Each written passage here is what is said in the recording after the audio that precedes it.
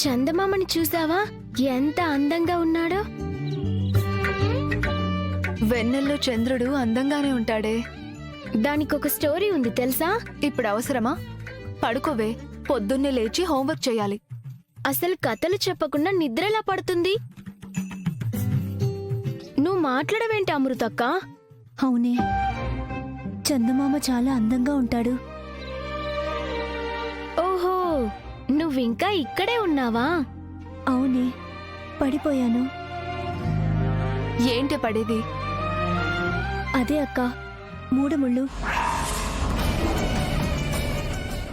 ఏంటి అంటే చందమామ కథలో ఒక్క యువరానికి 3 ముళ్ళు పడతాయక్క. దాని గురించి చెప్తున్నాను. నేను కథలు చెప్తానంటే శ్రీవల్లి అక్క ఒప్పుకోవట్లేదు. నువ్వేమో అప్పుడే నీలో నువ్వే చెప్పేసుకుంటున్నావు. ఏయ్, ఏంటి చెప్పేది? త్వరగా పడుకో. ఏంటి పడుకునేది? కబుర్లు చెప్తే కాని నాకు నిద్ర రాదు. అయ్యో, అన్నయ్య పడుకున్న తర్వాత వెళ్ళాలి. అన్నయ్య తొందరగా పడుకున్నాడు, కానీ ఈ కుముద వలెతోనే కష్టం. కథలు అవి ఇవి అంటూ అస్సలు నిద్రపోదు. శ్రీవల్లి అక్క ఎలాగో మాట్లాడట్లేదు. నువ్వైనా నేను చెప్పే కథలు వినక్క.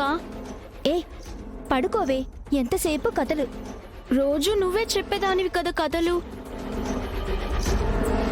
నిద్ర పట్టేంత వరకు ఏదో ఒకటి మాట్లాడుతూ ఉండేదానివి. ఈ రోజేంటి త్వరగా పడుకోమని చెప్తున్నావు? అంటే హోటల్లో పనిచేసి అలసిపోయాను. ఇప్పుడు మాట్లాడే ఓపిక లేదు, నిద్ర వచ్చేస్తుంది. అందుకు. లేదక్క, 2 రోజులుగా నీలో మార్పు కనిపిస్తుంది. ఏదో దాస్తున్నావు.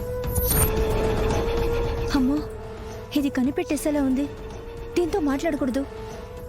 నాకు నిద్ర వస్తుంది, నేను పడుకుంటాను. అక్క, నువ్వైనా చెప్పక్క. ఏయ్, ఏంటి చెప్పేది? గొడవ చేయకుండా పడుకో. ఏంటో రాజు కథలు చెప్పేవాళ్ళు ఎవ్వరూ లేరు.